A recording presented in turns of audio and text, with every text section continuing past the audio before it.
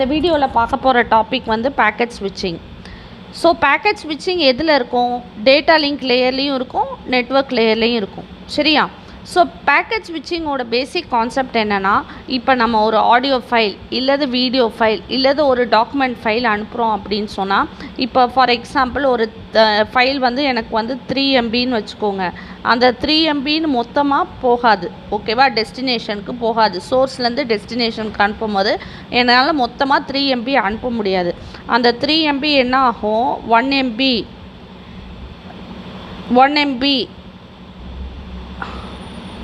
MBன்னு சொல்லி பேக்கெட்ஸாக டிவைட் ஆகும். திருப்பி இந்த பேக்கெட்ஸாக டிவைட் ஆகும்போது எப்படி போகும் அப்படின்னு சொன்னால், ஃபஸ்ட்டு இந்த பேக்கெட்டில் ஒரு பார்ட் போகும், அதுக்கப்புறம் இந்த இதுலேருந்து இன்னொரு பார்ட் போகும். ஸோ பேக்கெட் ஸ்விட்சிங்கிறது ஒரு மெசேஜ் வந்து பேக்கெட்ஸாக அதாவது மெசேஜ் அல்லது ஃபைல் வந்து பேக்கெட் மூலமாக போகிறது. அதான் இங்கே இந்த டயக்ராமில் பார்க்குறீங்க. இந்த 1 2 3 4 என்னது?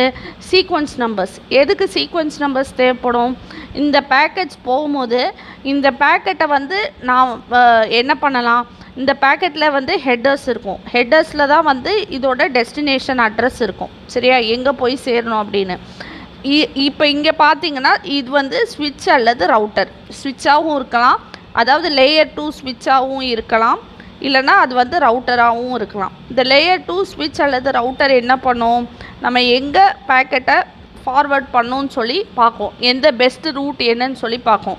ஸோ இப்போ இங்கே பார்த்தீங்க அப்படின்னு சொன்னால், இப்போ இது வரிசையாக அனுப்புவோம். சரியா? ஃபஸ்ட்டு 4 அனுப்புதா? சரி, அப்போ 4 போகும். ஓகே. ஆனால் இந்த 4 அனுப்புறதுக்கு முன்னாடி இங்கே என்ன ஆகும் அப்படின்னு சொன்னால், பஃபரில் வந்து ஸ்டோர் பண்ணிக்கிடும். பஃபரில் எல்லாத்தையும் வந்து பஃபரில் வந்து ஸ்டோர் பண்ணிட்டு தான் ஃபார்வர்ட் பண்ணும்.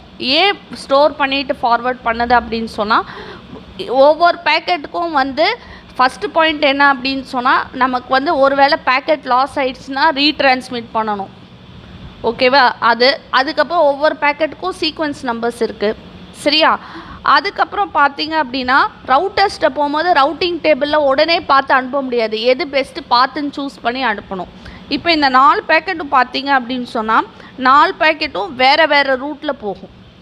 இந்த ஒரு ரூட்டில் தான் போகும்னு சொல்லி நம்ம ஸ்பெசிஃபிக்காக சொல்ல முடியாது.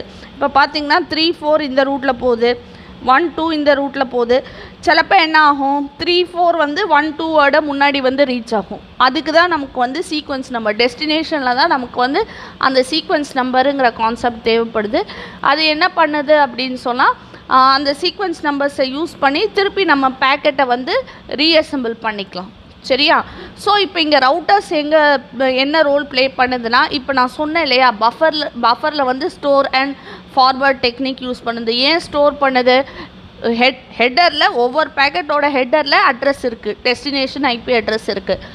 ஆனால் ரவுட்டர் வந்து என்ன பண்ணும்? இது ஒரு ரவுட்டர் அல்லது ஸ்விட்ச், லேயர் 2 ஸ்விட்ச் இதெல்லாமே.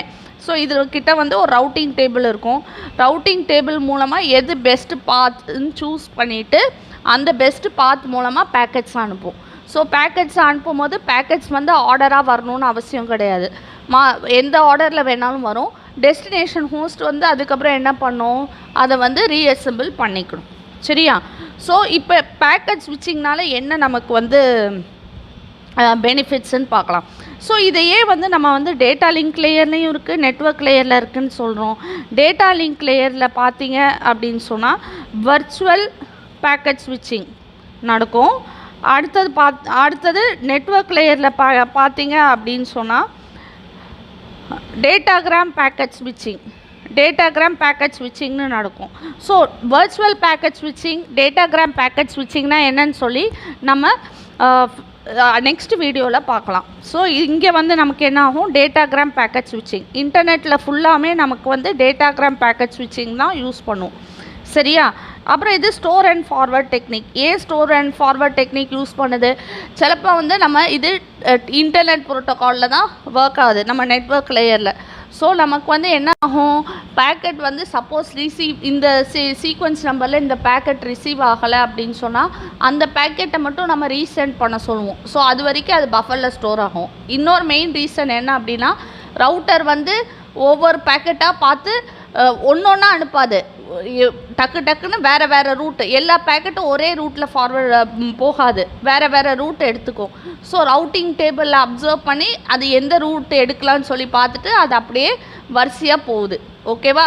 ஃபஸ்ட்டு ஒன்று ஒன்றா போகலை, அடுத்தடுத்து டக்கு டக்குன்னு போகுது. அதாவது இங்கே பார்த்தீங்க அப்படின்னு சொன்னால் ஃபஸ்ட்டு இதை இது பண்ணிட்டாங்கன்னா அடுத்து இது போகிற வரைக்கும் வெயிட் பண்ண மாட்டாங்க, டக் டக்குன்னு அடுத்தது 3, 2, 1 அந்த மாதிரி போகுது. சரியா? அதுக்கப்புறம் பார்த்தீங்க அப்படின்னா எஃபிஷியன்சி. இதில் எஃபிஷியன்சி ஹையாக இருக்குதுன்னு சொல்கிறாங்க. ஏன் எஃபிஷியன்சி ஹையாக இருக்குதுன்னு சொல்கிறாங்க அப்படின்னு சொன்னால் வந்து பேக்கெட்ஸை வந்து நம்ம எல்லா பாத்துலேயும் நம்ம அனுப்புகிறோம். இந்த ஸ்பெசிஃபிக்காக இந்த பாத்தில் மட்டும்தான் போகணுன்னு நம்ம சொல்லவே இல்லை, எல்லா பாத்துலேயும் நமக்கு அனுப்புகிறோம். ஸோ ஒரு பாத்து நல்லா இல்லைன்னா இன்னொரு பாத்தை நம்ம வந்து யூஸ் பண்ண முடியும். ஸோ அதனால எஃபிஷியன்ட்டுன்னு சொல்கிறோம். ஆனால் இதில் வந்து டிலே வந்து கொஞ்சம் ஜாஸ்தி. ஏன் அப்படின்னு சொன்னால் நம்ம வந்து ஏற்கனவே ஸ்டோர் பண்ணிவிட்டு ரவுட்டிங் டேபிளில் வந்து எங்கே ஃபார்வர்ட் பண்ணணும்னு சொல்லி பார்க்குறோம். ஸோ அப்போ வந்து உங்களுக்கு வந்து ஒரு டிலே ஆகும். ஓகே, அதே மாதிரி ஸ்டோர் பண்ணுறதுக்கு நமக்கு பஃபர் தேவைப்படும். ஸோ அங்கேயும் வந்து நமக்கு வந்து ஸ்டோர் பண்ணி வர்றதுனால டிலே கொஞ்சம் வந்து நமக்கு வந்து ஜாஸ்தியாக தான் இருக்கும். சரியா? ஸோ இப்போ இந்த வீடியோவில் நம்ம பேக்கெட் ஸ்விட்சிங்னா என்னன்னு சொல்லி பார்த்தோம். அடுத்த வீடியோவில் பேக்கெட் ஸ்விட்சிங்கே வந்து 2 டைப்ஸ் இருக்குது. அதாவது வர்ச்சுவல் பேக்கெட் ஸ்விட்சிங், டேட்டாகிராம் பேக்கெட் ஸ்விட்சிங். வர்ச்சுவல் பேக்கெட் ஸ்விட்சிங்னால் நமக்கு வந்து டேட்டா லிங்க் லேயரில் யூஸ் பண்ணுவாங்க. டேட்டாகிராம் பேக்கெட் ஸ்விட்சிங் தான் வந்து நெட்வொர்க் லேயரில் யூஸ் பண்ணுவாங்க. அதை எப்படின்னு சொல்லி அடுத்த வீடியோவில் நம்ம பார்க்கலாம். தேங்க்யூ.